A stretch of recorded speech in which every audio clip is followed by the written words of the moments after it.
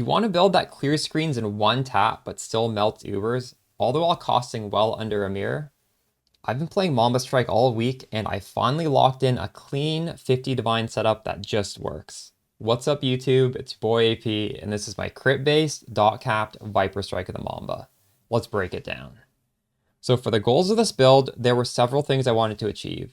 Number one, it had to have accessible gear, either easily craftable or unique items that you could just slap on. Number two, it had to fit under a 50 Divine budget. My League starter, PConc bouncing, really should not be invested more than, say, 25 to 40 divs. It's really strong on low investments, but it does not scale well past that point. So this build had to be a logical transition for the thousands of players who started off with PConc. The third and final thing was the build had to be powerful enough to trivialize the Uber boss fights and also function as a screen clearing blaster as well. It had to be something that people would be comfortable finishing the league with. And I think we've hit all of these things. Now, that being said, putting a budget cap on the build did mean making a few compromises. I chose to go crit based because crit is a super efficient way to scale damage on a budget. With a timeless jewel, a single crit mastery, and one diamond flask, we gain a ton of raw crit power. And because those 3 slots give us so much damage, we have a lot of room to build in some decent defenses through the rest of our kit. However, using the Timeless Jewel and Flask slot for damage does mean we can't use those for defenses. So while this build is not a glass cannon, as you can see from the B-roll, it clears T17s, juice T16s, and all Ubers. It's not meant to tank every possible map mod. So if you're going to ask me whether you can do 5 Risk Scarabs Deathless, please understand this is only a 50 Divine build. I'm not trying to solve every mod. Want to know what I do run? You can type !Regex in my Twitch chat to get an up-to-date regex that you can paste in to find maps to run. And realistically, we do run most map mods. How does this play? So let's talk about gameplay. This Mamba Strike setup is a one-button build. You run around relatively fast because a Quicksilver is being buffed with a lot of increased effect. You're going to press Viper Strike once and the whole screen should die. And while Viper Strike is technically melee, we scale attack range through the roof, so it shouldn't really feel like a close range skill. You do not have to run into packs. I would say this is an extremely comfortable playstyle. And why does one button work? This works because we're crit capped even without using ambush. This means that ambush becomes an optional button, mostly useful against pinnacle bosses. Also, note, for Alchemist's Mark, this is a huge chunk of our damage, and it is also automated, so you don't need to press anything there. And if you do want to go higher defensiveness, you could drop the Quicksilver Flask, which would mean you'd be running around quite a bit slower for a Jade Flask. We are evasion based, and with all the increased effect of our flasks, the Jade Flask really does tank you up even further. And in this case, it would become a 2-button build because you'd be relying on your Whirling Blades to move around. This is entirely preference based. I now need to address several ways Mamba players will often brick their damage, and if I do this really prominently right now, you guys are much less likely to make these mistakes.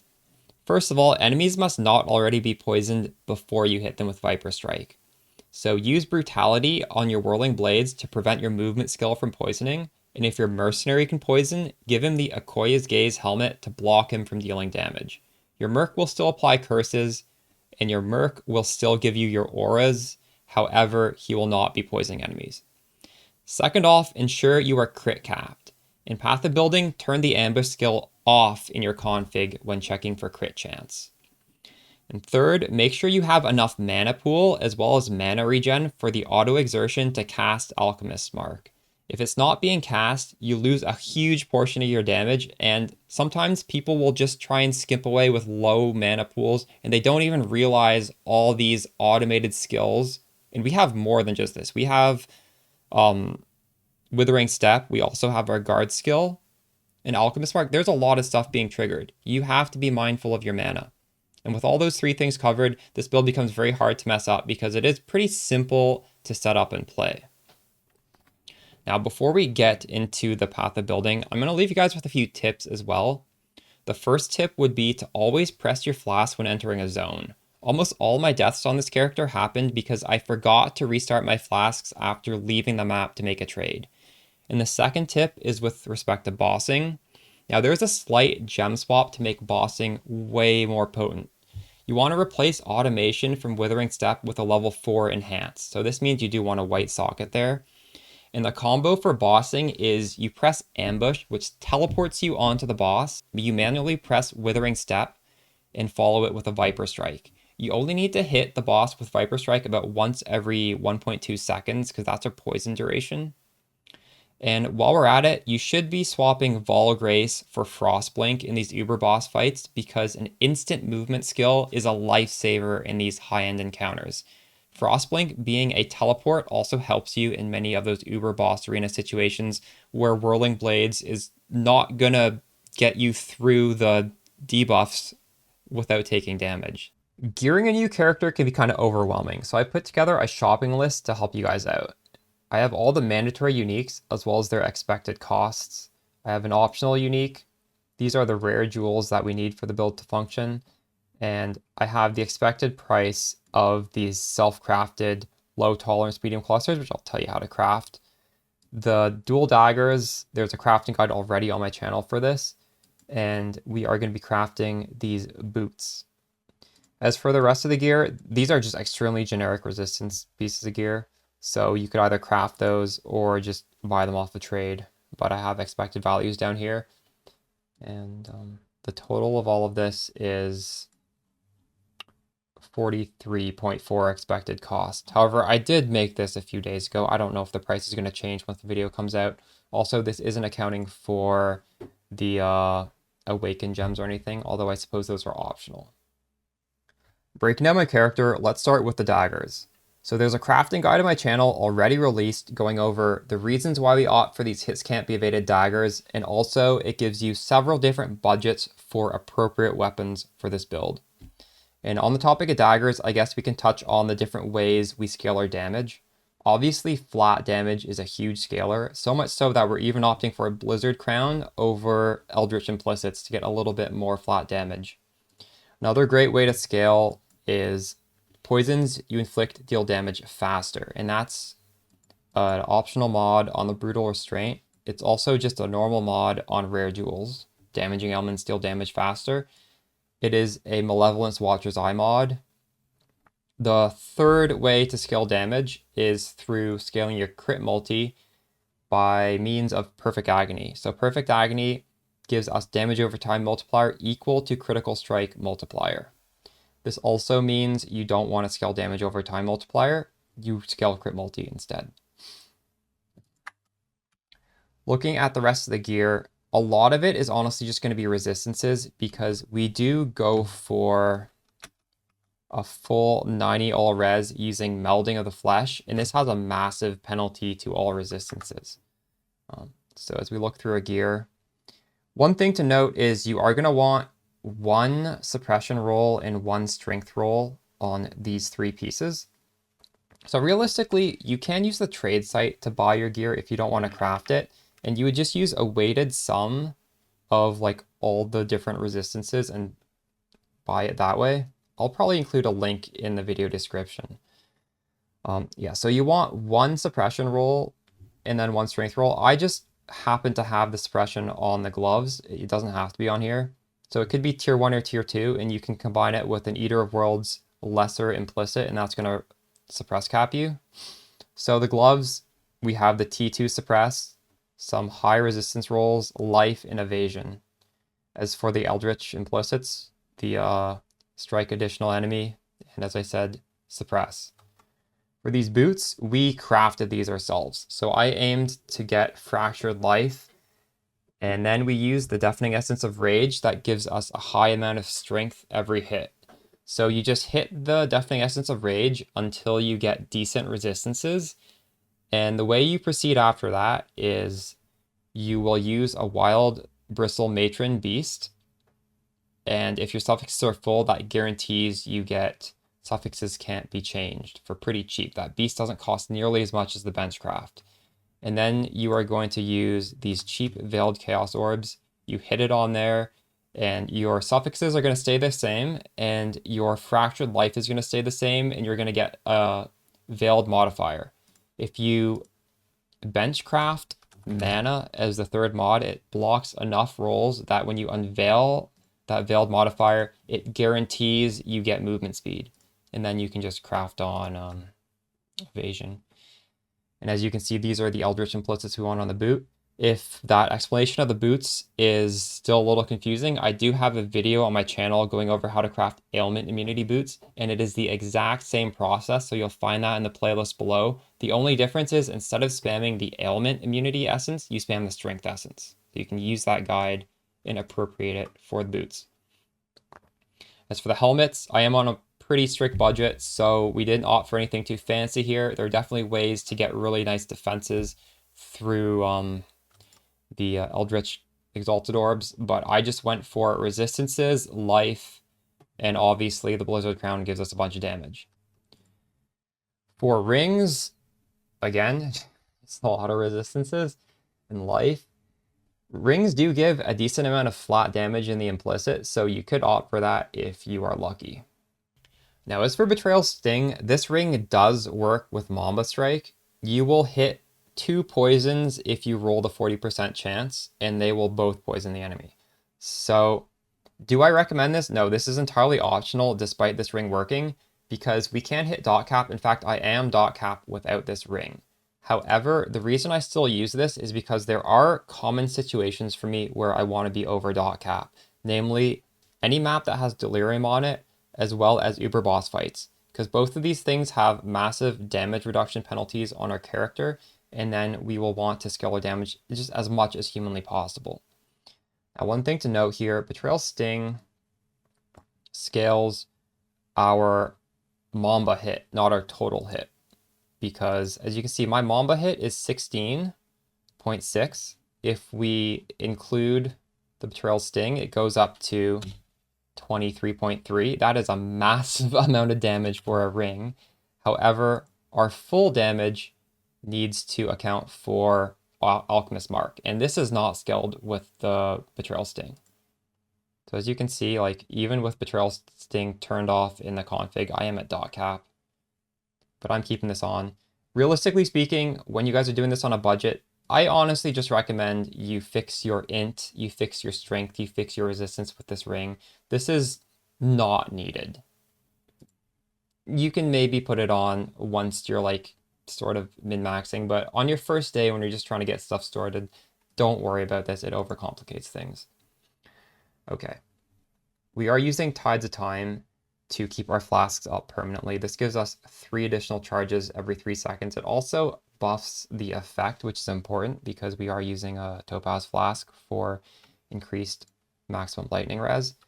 Now, I should say, you do not need to do Topaz Flask with these max lightning res. You could also do a Ruby Flask with max fire res, and you could do a Sapphire Flask with max cold res. And the fact that I'm putting out a build guide that just happens to be using lightning res means that all of these +2 maximum lightning resistance are probably going to be a little bit inflated in price. So just keep that in mind. You just need to hit 90 res on any of them. And we're getting our 90 res strictly from the Topaz along with these 2% max res jewels. So you could be a little bit thrifty and use a different flask and you'd be just fine here. And yeah, I guess Ashes of the Stars, the one thing I haven't touched on. The quality to all skill gems scales Mamba Strike insanely. Normally, the effects from quality is a 40% more multiplier, and with the Ashes, I have 96% more multiplier. It's also pretty good at scaling Withering Step, as well as Alchemist Mark. And it does scale Ambush, but the way it scales Ambush is it scales our crit chance with Ambush, and you do not need the extra crit chance from Ambush. We are crit capped regardless. For the Anoint, I go for Scion's Ambition. So strike skills which target additional enemies can do so from 40% further away. And we also have on the pneumatic daggers, the bench craft that increases the weapon range. And this just helps us. So when we hit, see, it looks like we're just hitting right at our feet, but we're actually hitting pretty far out. Increases the quality of life. As for the flasks, So I have Quicksilver with Evasion. Now, if you want to be really tanky, you will replace that with Jade Flask with Evasion, although I value the movement speed of Quicksilver, so I'm not going to do that. We have the Topaz Flask that gives us Curse Immunity. We have a Diamond Flask that gives us a bunch of elemental resistances. We have an Amethyst Flask that is capping out our Chaos Res. And the reason I have this is because if you want to make one upgrade to this build to be extremely tanky, you're going to want it to be Progenesis. Because Progenesis scales with all of our increased effect of our flasks. And Tides of Time does that. We have a bunch of that on our tree. So this already defensive flask becomes insanely powerful for Pathfinder. So we're fixing our Chaos Res with the Amethyst Flask, and later on you will fix it with the Progenesis Flask if you make it that far. Okay, going over the tree. So you're going to see there's a lot of tattoos on here, so I can just address that first. All of these tattoos gives you 4% increased effect to your marks, which scales our damage incredibly well. And if you ever wanted to get more damage, the tree is very conveniently placed near Expert Hunter, so you could spend 4 points to get a massive amount of mark effect. And this is crazy for damage. I just am already at dot cap, and we could put points in there. I chose to put it into life. Now, as for the Timeless Jewel, I do have a video on my channel going over how you can find the quote-unquote perfect Timeless Jewel for your build. It's just a generic video, not for this build. The thing you need to get is Nasima, because that gives us second sight, which caps our crit. But things you want to look out for are Alchemist Genius. This gives us our flask charge gain 20%, and also you gain 10% effect of the flasks. And it's going to be up pretty much at all times because these flasks are constantly triggering.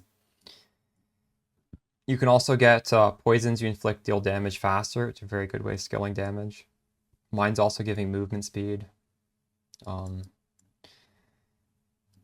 Watcher's Eye. So I like to go for Purity Elements, Chaos Res, because that is helping us cap. I'm a little bit over cap, but not that much. The non-channeling skills with Clarity is not important. Since we have Clarity on our Arrogance, you can just level up a little bit more and you'll have more than enough Clarity. My mana pool is 117, and that's enough to trigger all these spells constantly. In fact, I don't even need this Enlighten. Even without Enlighten, I have 67. This is just in here because I have it.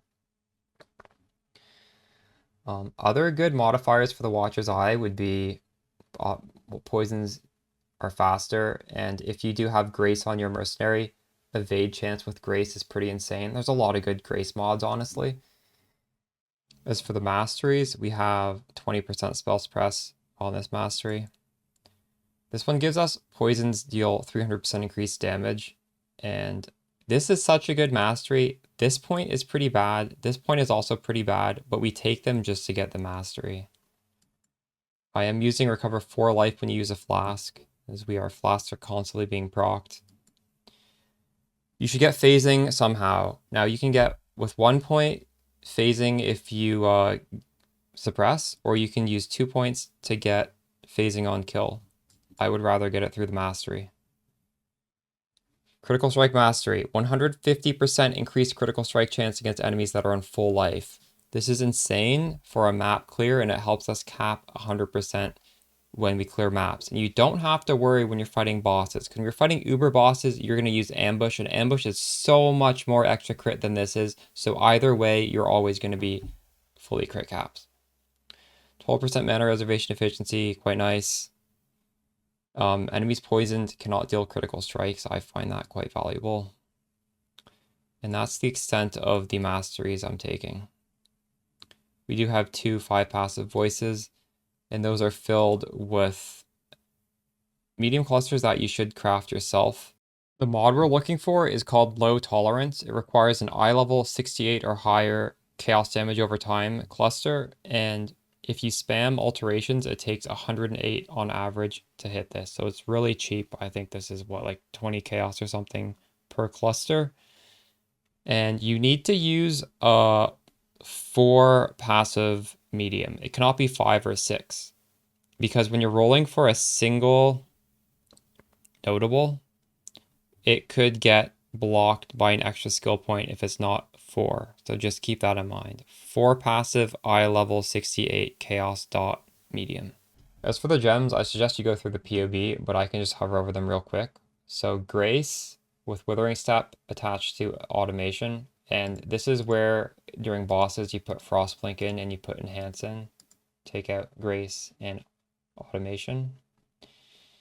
For the helmet, I have Steel Skin, cast my damage taken, Clarity on Arrogance. Level up your Clarity enough so that your mana is always full.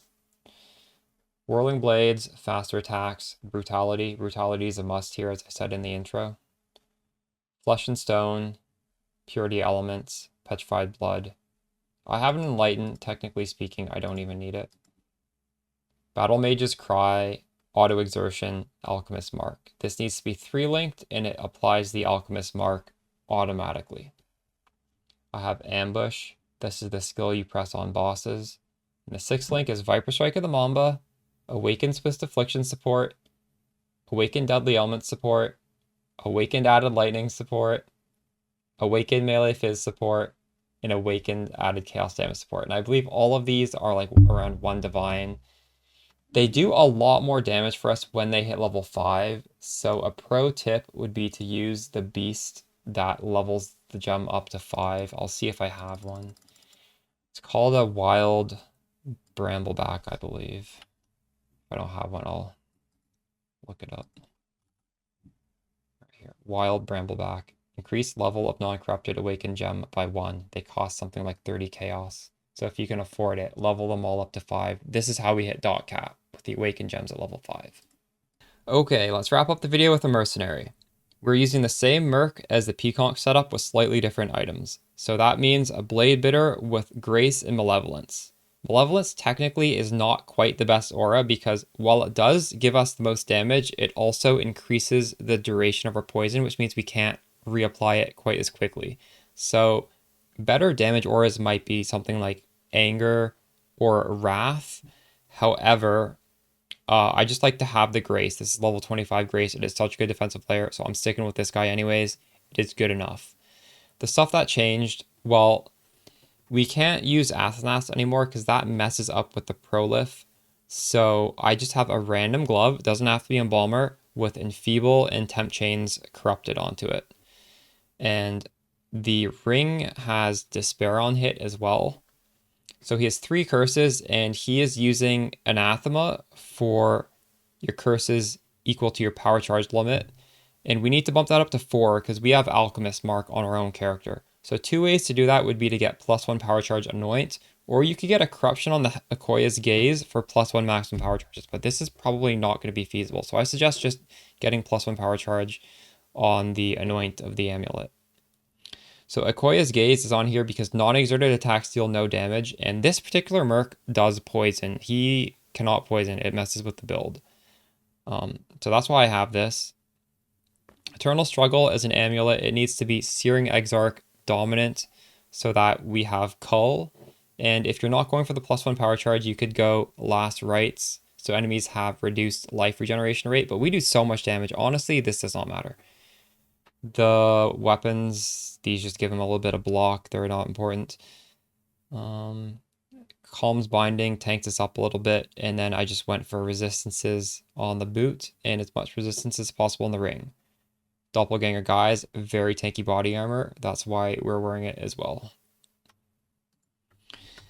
All right, hope you enjoyed the video. And yeah, that is the build.